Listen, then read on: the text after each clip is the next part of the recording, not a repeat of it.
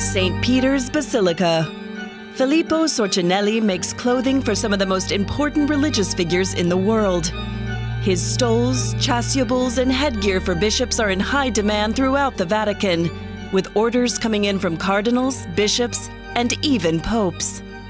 Quando arrivano questi tipi di richieste, orders for the Pope are made by the Office for Liturgical Celebrations of the Supreme Pontiff.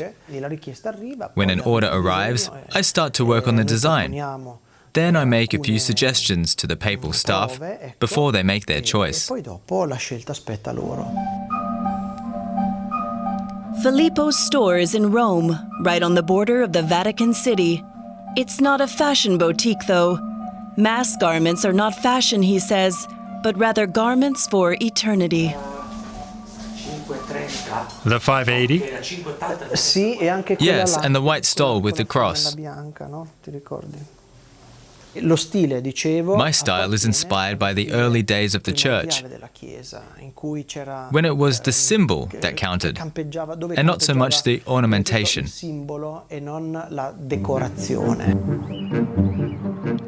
His creations are produced in Sant'Angelo, not far from Rimini. Sorcinelli usually uses silk or wool. His team then embellishes the pieces with religious embroidery, all by hand. What sets his work apart is his minute attention to detail.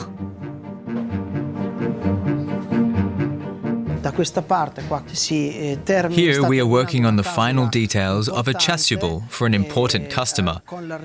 This central part is richly embroidered. We are also ornamenting the entire edge in the same style.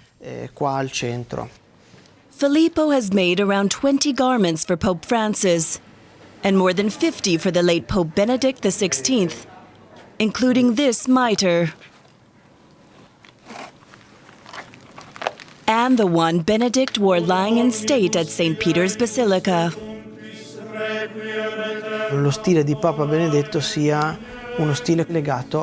Pope Benedict's style was based on the origins of the Church, on tradition. Pope Francis's style is not much different. It's a little simpler, a little lighter, and perhaps a little less bold than Pope Benedict's was. Filippo spends up to 1,000 hours of work on some of his robes.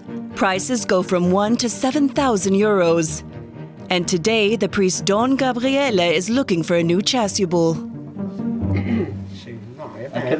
It's so beautifully light. You can wear them to ordinary Mass and also to High Mass.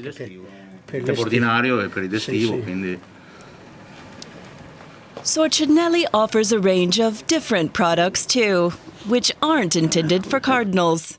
Right next door, his other store sells colognes, with names like Tu es Petrus, Cybersex, or Cruising Area. Intended for Rome's gay community. The Catholic customers next door don't seem to mind. The Church should be welcoming. It shouldn't shy away from anything and be open to all aspects of our society. Face everything without fear, because that is also part of the Christian message. For Filippo, his faith and sexual orientation are not in contradiction. On the contrary.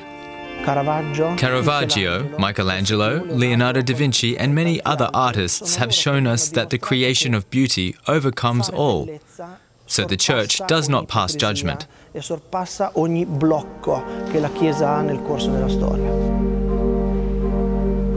And so, in his pursuit of beauty and fine art, Filippo has found a way to reaffirm his faith.